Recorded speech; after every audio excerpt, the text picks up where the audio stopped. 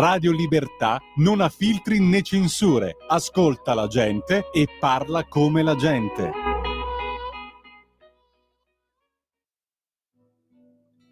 Va ora in onda Largo ai bambini, educazione e dintorni. Dove c'è un bambino, c'è un'intera società, con Francesca Corbella. Buonasera a tutti. Dovete sapere che da oggi in avanti le mestruazioni sono di sinistra. Infatti si è svolto il Festival del ciclo mestruale, quarta edizione, quindi un festival che ha un discreto successo, che io quando ho letto Festival del ciclo mestruale non sapevo se scoppiare a ridere o piangere.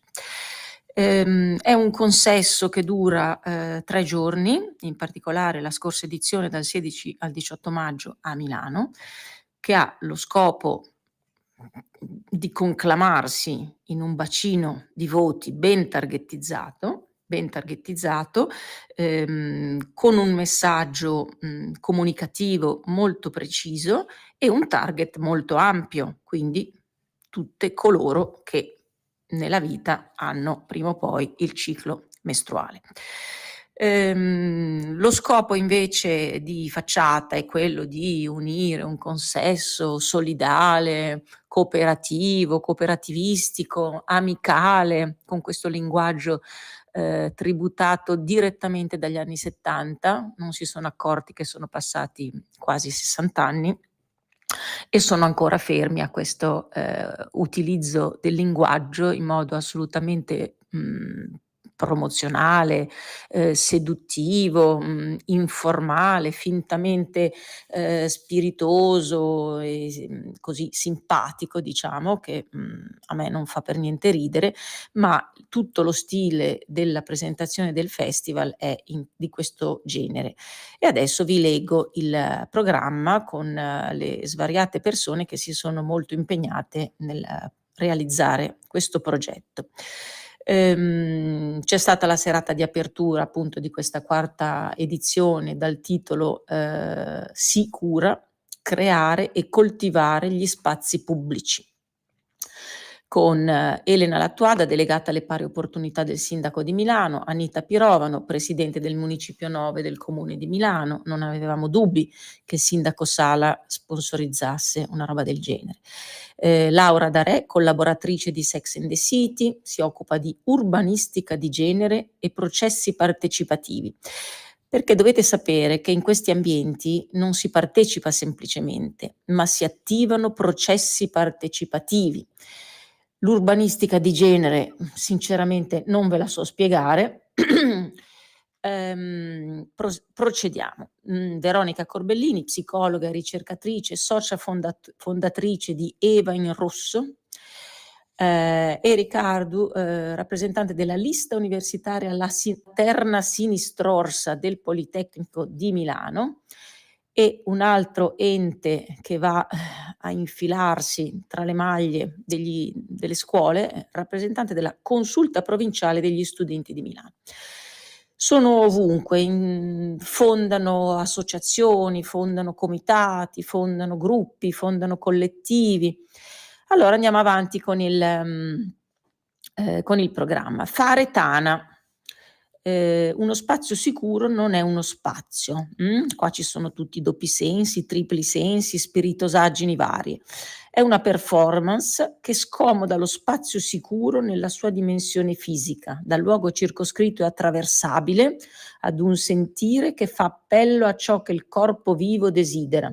La Tana, riconfigurata in corpo singolare e collettivo, imbricato in dinamiche di potere, indaga strumenti di ribellione e rifugio. Puntini di sospensione. Poi c'è inoltre, oltre il ciclo, menopausa in cerchio tra corpo e parole, un cerchio di parola ed un workshop, una conversazione aperta e sincera tra donne. Vedete che qui richiama il dialogo franco e aperto degli anni 70, era tutto un franco e aperto negli anni 70. Io sono di quell'epoca, me li ricordo bene, i volantini stampati che giravano appunto tra banchi di scuola, nelle assemblee a scuola. quindi una conversazione aperta e sincera, neanche a dirlo, che vogliono condividere il loro vissuto, tra donne che vogliono condividere il loro vissuto senza giudizio. Ma quando mai mettiamo giudizio nelle cose? In un'atmosfera di supporto e di cura reciproca. Che bella Ambrassonnu. Al termine della condivisione verremo guidate nella pratica corporea, solo noi, il corpo e qualche bel respiro. Ricordo perfettamente quando era stato pubblicato il primo libro, che per l'epoca era abbastanza dirompente, Noi e il nostro corpo, che spiegava apertamente alle bambine, ai bambini che cos'era l'orgasmo, eccetera. All'epoca era stato plaudito come un'opera di avanguardia, di apertura, di emancipazione, e lo era a tutti gli effetti, quindi sono qua a difendere quel libro, però questi son passati 60 anni e sono ancora con solo noi, il corpo e qualche bel respiro. Condividendo movimenti dolci e consapevoli, perché tutto all'insegna della consapevolezza, pensati per affrontare i piccoli e grandi effetti speciali della menopausa, perché senza queste momenti di condivisione consapevoli noi non sappiamo gestire le vampate di calore, l'ansia, il nervosismo, eccetera. Poi abbiamo un workshop a cura di questa counselor di mediazione corporea consapevole, e poi abbiamo la mindfulness meditation, la esperta di bioenergetica, formatrice in percorsi di crescita ed empowerment femminile. Poi abbiamo al terzo giorno, va avanti il programma, io non leggo tutto perché è molto ricco, quindi questa è una nota di merito. Contatto l'utero, contatto l'utero, movimento ciclico e autotrattamento osteopatico per il benessere femminile. Qua c'è un barlume di buonsenso, perché qui insegnano una tecnica di autotrattamento osteopatico e sperimentazione del movimento come risorsa per prenderci cura dell'utero, un organo così prezioso per la salute femminile. Però è curato da un insegnante di yoga, quindi non una ginecologa, esperta di educazione mestruale, perché occorre un'educazione mestruale, care signore, dovete sapere, è 40 anni che avete le mestruazioni, ma non siete state educate ad avere le mestruazioni. Oibò, una pratica naturale, una cosa naturale, una questione puramente biologica, naturale, che ogni donna sa perfettamente gestire, anche quando è dolorosa, anche quando crea dei nervosismi o delle momenti di ritiro, e non c'è, credo, parola di educatrice, nessun bisogno di avere un'educazione mestruale. Perlomeno educazione mestruale, bisogna poi intendersi su che cosa significa, insomma, però direi che ogni donna se la può cavare da sola. Nascere con il ciclo mestruale sembra far rima con una dose inevitabile di dolore. Partorirai con dolore e hai il ciclo, è normale che stai male. Una narrazione che ha conseguenze non solo sui ritardi diagnostici delle patologie e dei disturbi legati all'apparato sessuale, ma su tutta l'esperienza di stare nel nostro corpo. Allora, anche la parola narrazione, come la parola inclusione, io comincio ad abolirla, perché non se ne può più di narrazioni, narrazioni, narrazioni. Una narrazione che ha conseguenze non solo, cioè dire a una ragazza: "Hai il ciclo cara, è normale che non stai tanto bene". Questa è una narrazione che va ribaltata, perché non contempla tutta l'esperienza di stare nel nostro corpo. Portiamo alla luce il dolore invisibile per poterne fare un'esperienza finalmente sicura. Voi mi dite che cosa significa questa frase? Portare alla luce il dolore invisibile? Perché noi lo teniamo dentro, lo nascondiamo? C'è un eccesso di pudore? C'è un eccesso di riservatezza? Dobbiamo sbandierare ai 420? Per favore, ma per favore, ma per favore. Cosa vuol dire farne un'esperienza finalmente sicura? Cosa vuol dire? Allora, l'esperienza finalmente sicura e portare alla luce il proprio dolore, per me significa affrontare con coraggio anche quei momenti del ciclo e continuare a fare la vita normale. Quindi andare a scuola, fare sport, fare tutto quello che dobbiamo fare, mangiare normalmente, vestirci normalmente, non è che dobbiamo vestirci di più, vestirci di meno, stare a letto 4 giorni e non fare le piangine. Questo è quello che dico io, portare alla luce il dolore invisibile. No, il dolore deve essere invisibile, perché altrimenti andiamo sì a rovinare completamente tutti i nostri rapporti. Se dobbiamo far pesare al nostro partner, per esempio, che per 5 giorni al mese noi diventiamo delle grandi rompicoglioni, non va bene, non va bene. Non dobbiamo portare alla luce un bel niente, dobbiamo gestirlo con coraggio, con la testa alta, come una cosa di noi donne, femminile, è una cosa privata, è una cosa nostra. Scusate, ma questa cosa qua mi manda un po'. Allora, qui le rappresentanti che parlano di questo sono la gente che c'è dentro nel comitato vulvodinia e neuropatia del pudendo, e Riccardo, rappresentante della lista universitaria Terna del Politecnico di Milano, eccetera. Allora, poi c'è Sara Santi Performer che dal titolo Is it too much to ask for? È troppo per chiederlo, in italiano. Performer e cantante del progetto Queen of Saba, ci racconta il suo personale punto di vista sul rapporto tra salute mestruale e identità non binarie. Procediamo. Sabato 17 maggio c'è l'Aperello culturale, una parola, una storpiatura orripilante per dire un aperitivo, informale, perché qui è tutto informale, ragazzi, non c'è bisogno di formalismi, dobbiamo portare il dolore invisibile alla luce e fare l'aperello mestruale nell'ambito del festival, che si accende con il sound del DJ Baloo, tutto nel segno del groove, vibrazioni afro-latine.